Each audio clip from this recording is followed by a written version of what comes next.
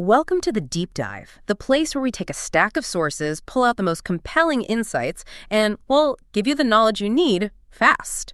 And today we are focusing on something that I think hits a lot of people right in the feels. It really does. It's a cultural moment that, especially for a specific generation, just feels like the end of an era. We're talking about the slow, painful dissolution of classic linear television. It is a topic that's absolutely steeped in, digital nostalgia. And we're going to zero in on what our sources kept calling the lost art of zapping. I love that phrase because if you grew up with cable television, you know exactly what that is. You remember the physical act of flipping channels. Right. Not to find a specific show you would plan to watch, but just to find something. Anything. It was passive, it was completely unpredictable, and this is the key part, it was entirely shared. Everyone was watching the same thing. That feeling, that complete surrender to whatever the broadcast schedule decided to serve you, it's just gone now. Completely gone. It is. And if you're one of the millions of people who grew up in the 80s, the channel that absolutely defined that passive, unpredictable experience was MTV. Oh, without a doubt. Yeah. It wasn't just another channel on the dial. It was a cultural compass. It told you what was cool. And our sources, well, they consistently emphasize that the dramatic shift of MTV, some even call it its effective closure. When it moved away from music. Exactly. When it moved almost entirely away from music videos and toward heavy, usually cheaper reality programming, that was a genuine source of deep cultural disappointment for a lot of people. It wasn't just losing a channel. It felt like losing a shared social role, That's a great way to put it.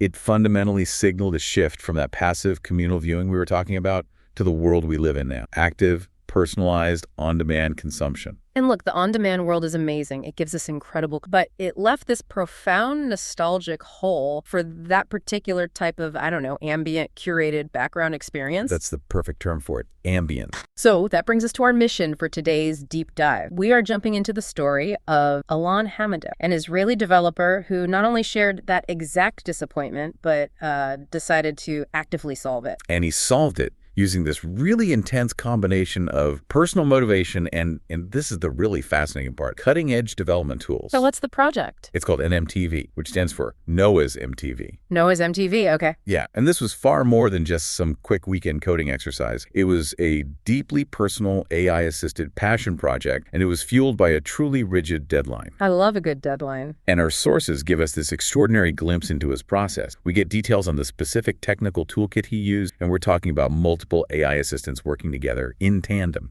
And he somehow managed to create this seamless, ad-free retro viewing experience that honestly, it successfully replicates the magic of the original. Okay, so let's unpack this then. This deep dive is really about the intersection of intense personal passion, the constraint of a really tight deadline. The very tight deadline. And how modern AI assistants can act as these powerful accelerators, allowing a single creator to rapidly rebuild complex, beloved cultural artifact in, a fraction of the time it would have taken just years. It's an incredible story. So we're going to trace that whole process step by step, and we're going to start with the deeply emotional reason the project even exists in the first place. Right, the origin story. The genesis of NMTV is so essential because it fundamentally defines the scope and the intensity of the whole project. It wasn't just a technical challenge for him? Not at all. This wasn't some academic exercise or a mandated business need from a client. It was driven entirely by emotion. It started with a moment of shared melancholy between a husband and wife. It was a reaction to a cultural vacuum, basically. Alon Hamudot, who works as a developer at eToro, he recounted in the sources how he and his wife, Noah, were among those legions of viewers who felt genuine sadness as they were classic 90s kids. Totally. And seeing the channel they associated with their youth just dissolve into wall-to-wall reality TV, well, it felt like a personal loss. I think a lot of us can relate to that. And the catalyst, as you mentioned, it was just pure relatable frustration. Yeah. When they finally had that moment of acceptance that the MTV they knew wasn't coming back. Noah made a comment. She did. Yes. She joked, someone must revive the channel. Just like that. An offhand comment. Be careful what you wish for. Exactly. Because that simple conversational challenge, that became the emotional trigger. But what transformed it from, a multi-year side project into a 3-month coding sprint was the surprise element. The timeline. The timeline. That is the most compelling piece of the entire story. Hamudot realized his wife's birthday was quickly approaching. Oh, no. And he decided he would be that someone and that the fully functional application NMTV would be her birthday gift. This intense personal commitment, it just instantly transformed what could have been a sprawling, undefined project into an extremely focused, high-intensity 3-month sprint. Okay, let's just think about that from a project management perspective for a second. Go on. He wasn't governed by corporate deadlines or, angry clients. He was governed by the ultimate rigid deadline. His wife's birthday. You cannot miss that one. No, you cannot. And that self-imposed, emotionally charged constraint, that is incredibly motivating for a developer. It forces you to make rapid decisions. It completely cuts out scope creep. There's no time for it. No time. And it demands that you use the most efficient tools available to you, which in 2024 means leveraging AI to the absolute max. And this motivation, it immediately established the core design philosophy of the whole thing, which was nostalgia first. Right. He wasn't trying to build a better Netflix or better YouTube.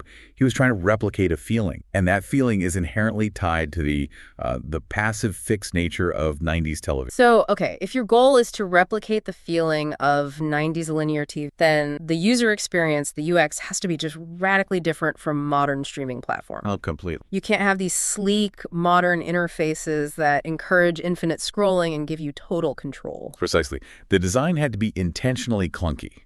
No, really, intentionally analog to spark that specific memory. And our sources, they specifically detailed the lengths Hamudot went to achieve this fidelity. He wanted the user experience to be as close as possible to the physical act of switching channels. He did. And that's where the visual design comes in, right? The on-screen remote. Tell me about this remote. It's the centerpiece of the whole interface. The UI features a huge on-screen remote.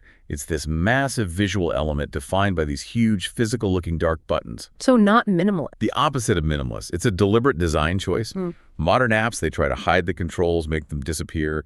NMTV puts them front and center. It emphasizes the tactile, physical action of pressing a button. That intentional lack of polish is exactly what the nostalgia demands. It is. It taps into the visual memory of those chunky, dark plastic remote controls that we all had sitting on our coffee tables back. That's a brilliant point on fidelity. It's not just that the content is retro, it's the mechanism of control. It's muscle memory. But, okay, if you're viewing this on a desktop computer, how do you replicate that physical act of zapping when you don't have a physical remote? He tackled that head on. The application features full keyboard usability for navigation. So if you're sitting at your computer, you can use the arrow keys or the number keys to switch channels, and that becomes the closest physical simulation you can get to that rapid channel flipping of the path. It's incredibly fast, it's visceral, and it feels immediately. That's a really important element for the user experience. Modern streaming, it encourages these deep dives with mouse clicks or finger tap. This design, it encourages rapid, reflexive channel. You're driven by curiosity and impulse, not by an algorithm suggestion of what you might like. Exactly. And that decision to prioritize keyboard functionality, it just speaks volume about his target audience. He understands that the person seeking this nostalgia is probably working at their computer or has it connected to a bigger screen. And they want to flip through content as quickly as possible without taking their hands off the keyboard. Right. The UX is completely subservient to the desired emotional outcome, which is that feeling of effortless, continuous control over the broadcast signal. So, okay, we have the motivation, which is this heartfelt gift driven by shared disappointment. And we have the interface, which is intentionally retro and focused on fast linear switching. Check. But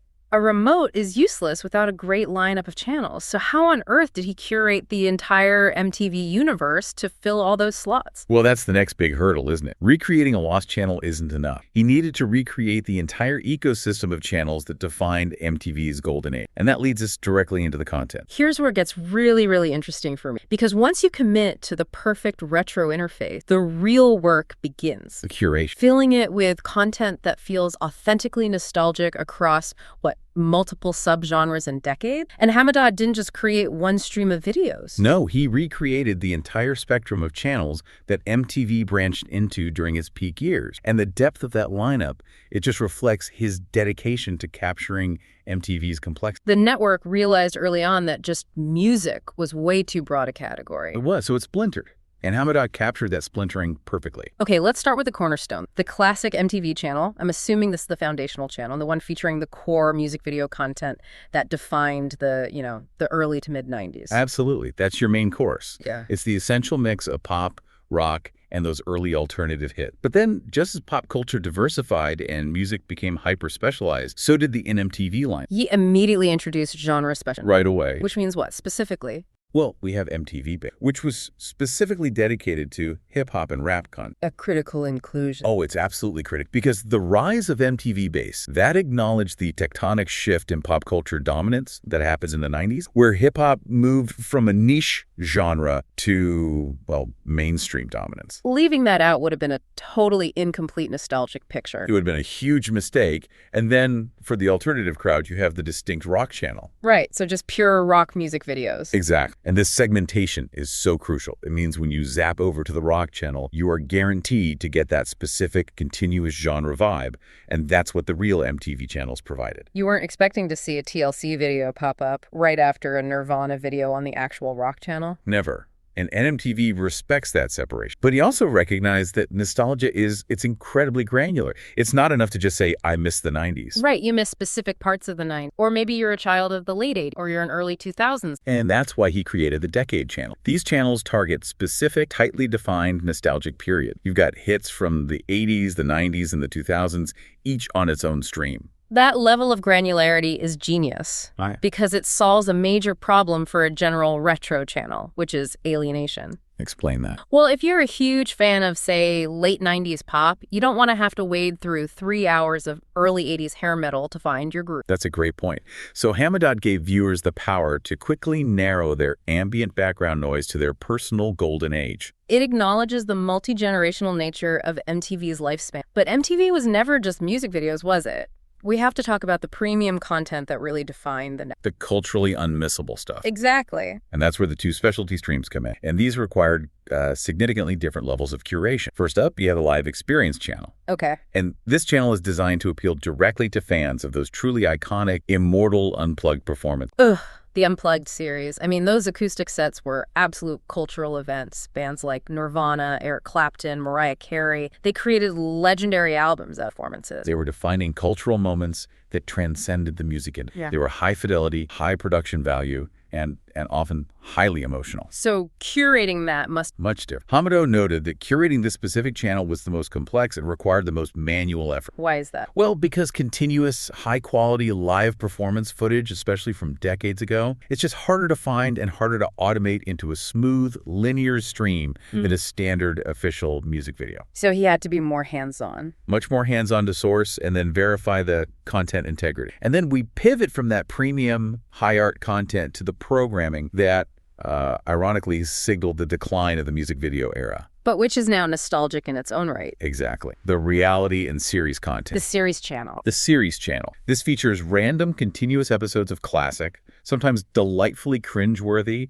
but undeniably culturally defining MTV. We're talking about Punk, Pimp My Ride, shows like that. It's the guilty pleasure nostalgia. I mean, these shows, however divisive they were among music purists at the time, they really defined the mid to late 2000s MTV identity. And by including them, Hamudot completes the historical picture. He's not just recreating the best parts of MTV, he's recreating the whole MTV. And that curatorial decision is what makes NMTV so compelling. It acknowledges that true nostalgia doesn't just embrace the hype. Right, it embraces the entire chronological experience, even the parts that at the time we might have mocked. It provides that full, satisfying loop of the network's evolution. Okay, so we have all this content sourced from an external platform, but it's presented in this incredibly curated, seamless, old-school package. And this commitment to the past is reinforced by the technical principle that drives the entire application, the principle of linear viewing. This is the functional core, right? The key to its success. Absolutely, because although Hamudot is pulling the content directly from YouTube, a modern on-demand source, the interface deliberately and very effectively hides this fact. The user is not presented with YouTube navigation or branding or control. So you're not interacting with the content, you are receiving it. Precisely. The key mechanism is that commitment to strict linearity. Our sources stress that users cannot pause, they cannot stop or rewind. The content just runs continuous, fixed to a schedule that's defined by the system. Which perfectly replicates the passive experience of broadcast television. It does.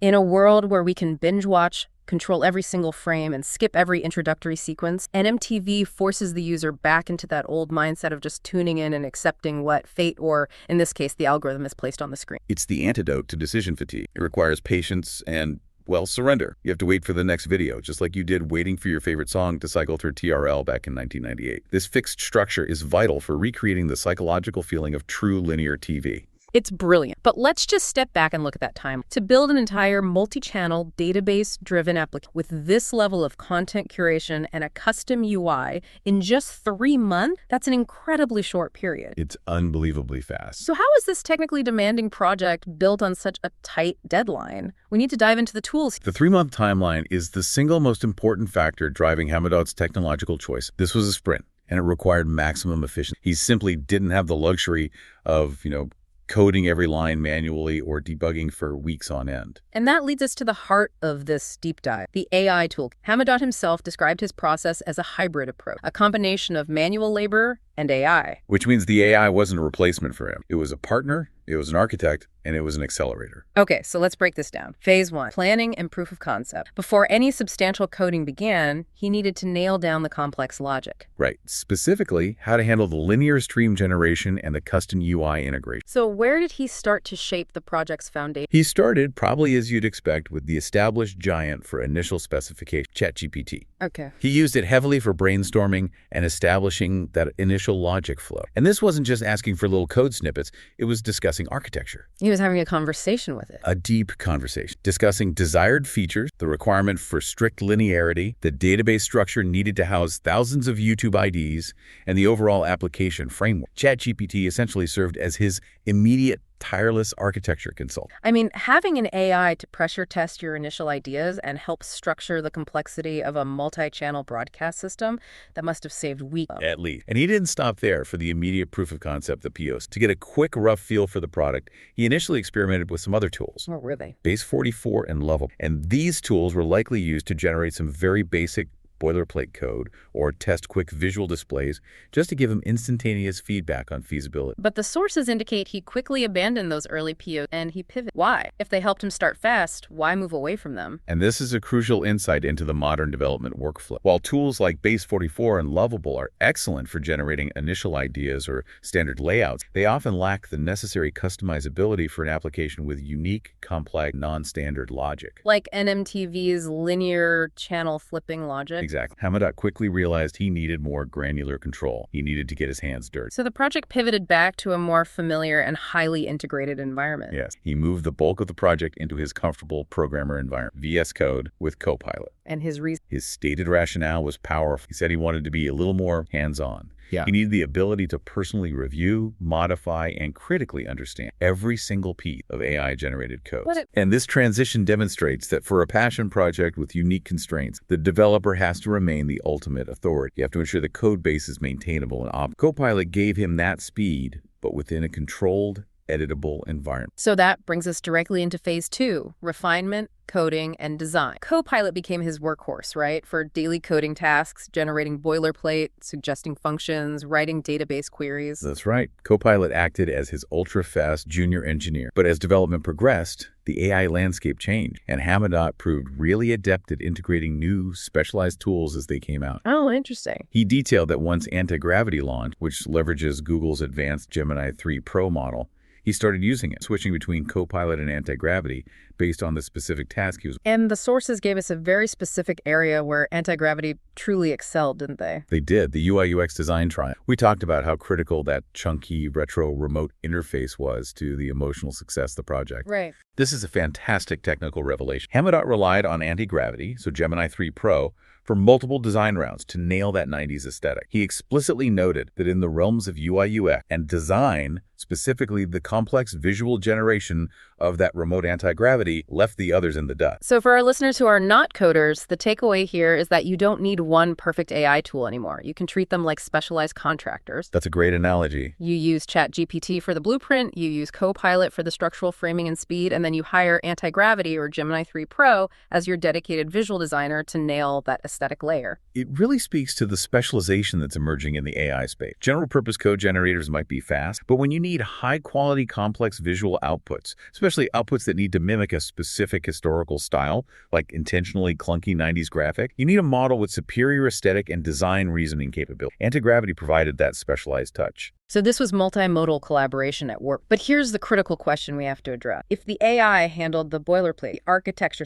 and the design mock-up, what was Hamudot's job left to be? Did the AI eliminate all the classic bugs and edges? Not at all. And this is probably the most important lesson from this whole 3-month sprint. The developer's role shifted from typing code to challenging the AI. So if the AI generated, let's say, 80% of the raw code, how did Alon spend the other 20% of it? He was focused entirely on optimization, integration, and performance. Hamudot clarified that the primary development difficulties were the classic, timeless challenges of software engineering. Things AI can't solve yet. Exactly. Think about it. Handling the specific edge cases in that linear broadcast logic, dealing with bugs that crop up when you're integrating 3 different APIs, and managing performance issues like latency and buffering. No AI eliminates those problems entirely. They just hide them in beautifully generated code. He must have encountered moments where the AI proposed solutions that were, technically correct, but hopelessly inefficient for a real-time streaming. Absolutely. Our sources state he had to use his deep professional experience to correct and optimize those code paths. He described actively having to challenge the model back until he got the desired, efficient result.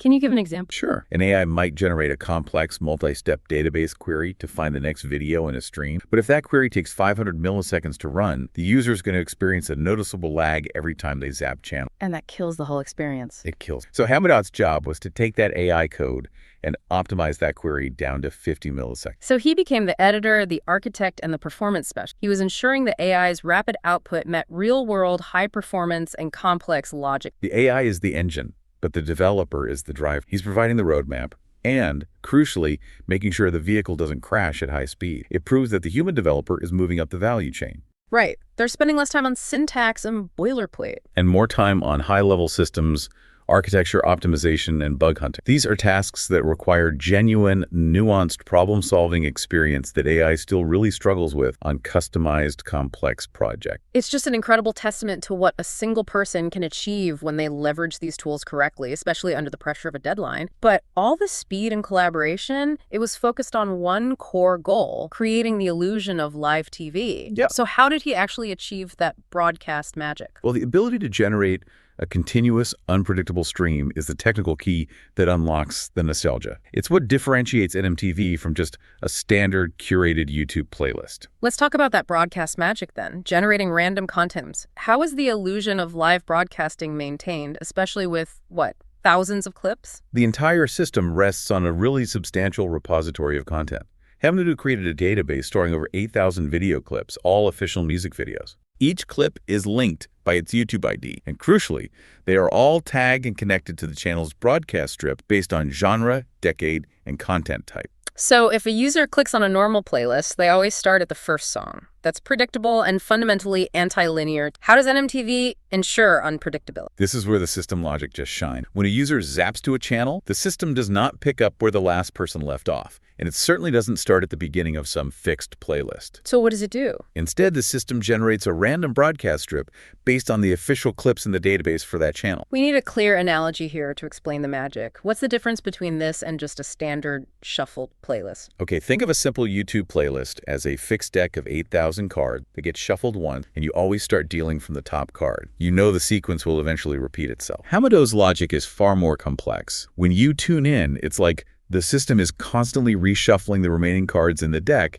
and you are dealt a random card mid-song at a random point in time. Wow. So every time you flip the channel, you are dropping into a continuous, randomly generated sequence of videos. Exactly. You might tune in the middle of a song, you might see the transition between two songs, but you will never, ever see the entire playlist sequence in order. That's the mechanism. It ensures that every new engagement with a channel is unique and unpredictable. And that perfectly replicates the surprise factor of linear TV. You tune in mid-song, you have no idea what's coming next. You're truly at the mercy of the broadcast. Which is essential to the nostalgia. It brings back that element of discovery. Totally. That perfectly replicates the past. But Hamudot didn't just replicate, he also added a really clever modern bridge The user customization. integrated into the linear logic. This merges that fixed linear concept with the flexibility that we now expect from digital consumption. Hamudot recognized that even with 8,000 clips, a general audience might feel that their specific niche, say obscure regional rock or forgotten one-hit wonders, is missing. So what was the mechanism for allowing personalization without disrupting the experience for everyone. He allows users to upgrade their personal NMTV experience by adding their own content into the structure of the existing channel. He calls them broadcast strips. So let's use that Israeli rock example. If a user feels the rock channel is missing key Israeli rock band, they're not just forced to watch Hamudot's curated. Correct. They can upload a YouTube playlist. And that content is just integrated into the rotation. Precisely. They upload a playlist, and that specific content will be incorporated into the random broadcast strips, but only for that specific user. Oh, that's the key. That's the key. Yeah. It maintains the core linear logic, but it dynamically includes this personalized niche expansion. It's a genius way to blend the passive viewing experience with the power of modern individualized curation. The content stream remains linear and unpredictable, but it's customized to your specific taste. Exactly. That is genuinely innovative. It solves the problem of fixed content by allowing dynamic personalization without breaking the fundamental experience of channels. But now we have to address the elephant in the room. Or the lack of an elephant. The lack of an elephant. The feature that makes this feel like the truly golden age of television, the absence of ads. The ad-free experience. Our sources explicitly confirm that NMTV has no advertisement, which is, it's genuinely astonishing given that the content is streamed directly from YouTube. The land of constant pre-roll and mid-roll interruptions. Right. So how? What's the secret? How do you stream thousands of YouTube clips without serving YouTube's standard ads? Hamudot himself called this the true aha moment of the entire project. And it turns out that this incredible feature was an accidental but perfect technical outcome driven by API constraint. Okay, let's break down the technicality in simple terms for everyone. It comes down to the implementation details related to the official YouTube API. The system uses the YouTube player embedded within what's called an iframe, which is like a window. It's essentially a window on the web page that's displaying content from a different source, in this case YouTube. And under specific conditions related to using the official API for content delivery, the player, when it's embedded in this way, does not display the regular advertisements you see on the standard YouTube website or app. So he didn't have to code an ad. The environment itself, the way he built it, provided the uninterrupted flow he needed for the nostalgia. It's the perfect collision of a technical constraint aligning with the project's objective. This technical limitation, that specific iframe usage doesn't display ads, was perfectly aligned with the goal of creating a continuous, smooth viewing experience. Preserving the classic MTV vibe. Right, without interruption. For Hamudot, realizing this was possible was the moment he knew the project was really going to work. It guaranteed that seamless, clean experience required for the past. But let's introduce a critical analysis. This feature is fantastic for the user, but does Hamudot worry that relying on a specific iframe constraint could be a major fragility? That's a great question. If YouTube changes its API or updates its embedding, the entire ad-free viewing experience could just collapse overnight. And that is the perpetual challenge of building on top of someone else's platform, especially a giant like Google or YouTube. Hamudot hasn't explicitly voiced that worry in the source, but it's an inherent risk. The perfect vibe is reliant on the current status of that specific API function. It is. If they change the embedding rules tomorrow, he might have to scramble to find a new solution, or the app might instantly become filled with mid-roll interruption, which would fundamentally change the whole nostalgic experience. It's a reminder that even the most brilliantly executed passion project has to remain vigilant against external platforms. It's a fragile ecosystem. It is. But putting that risk aside for a moment, the project is a massive success. What are the immediate plans? Is NMTV just a finished birthday gift, or is it an ongoing venture? Hamudot confirmed NMTV is a completely free, ongoing project. Immediate plans include the standard maintenance, squashing minor bugs, optimizing performance, and expanding the library. And critically, expanding that clip library far beyond the initial 8,000 clips to increase the unpredictability even further. But the main focus is moving the experience from the computer to its rightful home, the living room couch. Exactly. The ultimate plan is the development and submission of the Android TV application to the Google Play Store. And the sources note that an APK has already worked, which allows control via a standard TV. This completes the loop, doesn't it? The physical remote control, the ability to sit back on the couch and click physical buttons to zap between the random broadcast strips. It brings the concept full circle. The keyboard on the desktop was a really clever simulation, but the Android TV application, controlled by a classic remote, that delivers the ultimate zapping experience. It solidifies NMTV as a true cultural not just a digital library. I think so. This deep dive has been extraordinary. We started with the emotional trigger of lost culture, the MTV generation's shared disappointment. We tracked how personal motivation and a tight deadline drove Alon Hamudot, a developer, into this intense 3-month sprint. And we've learned how he architected this really complex project by strategically leveraging multiple specialized AI tools. He used ChatGPT for that initial logical scaffolding, Copilot for rapid daily coding acceleration, And anti-gravity or Gemini 3 Pro for that specialized, aesthetically crucial UI/UX design. Right. And it demonstrates a modern developer workflow that's defined by strategic selection and integration of specialized AI parts. And crucially, this was not passive development. The developer's expertise was absolutely vital. His role shifted entirely to acting as an architect and editor, Ensuring the AI's output was optimized, bug-free, and high-performance. He was actively challenging the model when it proposed inefficient solutions for the real-time demands of streaming. Technically, the innovation was twofold. First, the brilliance of that random broadcast strip generator, ensuring unpredictability and replicating the genuine surprise of linear TV skits. And second, that accidental but perfect ad bypass, using a specific iframe limitation YouTube API to preserve that essential, clean, continuous viewing vibe that defines the whole nostalgic experience. So what does this all mean for the bigger picture? I think the NMTV project is a definitive working example of how the definition of developer has changed. Hamudot wasn't stuck writing every single line of code. He was acting as a systems integrator, a cultural curator, and an optimization. He used AI not to replace his job, but to meet an ambitious, nearly impossible deadline on a highly customized, emotionally significant passion project. This speed and specialization, now available to individual creators, it means that highly customized niche cultural project. Things big studios would never touch. Never, due to lack of commercial viability. But now they can be brought to life quickly and efficiently by one person with powerful tools. It democratizes the ability to recreate and preserve culture. And that leads us to our provocative closing thought for you, the listener. If powerful AI tools can help us rapidly rebuild and curate the nostalgia of our past, recreating the entire viewing experience of the 80s and 90s in 3 months flat, what truly new and completely unexpected cultural experiences might they allow us to create for the future? Experiences we haven't even begun to conceive of yet. If rebuilding the past is that easy, the horizon for creation must be immense. Something to mull over the next time you decide to pick up your remote and zap back to the 90s. Thanks for diving deep with us. We'll catch you next time.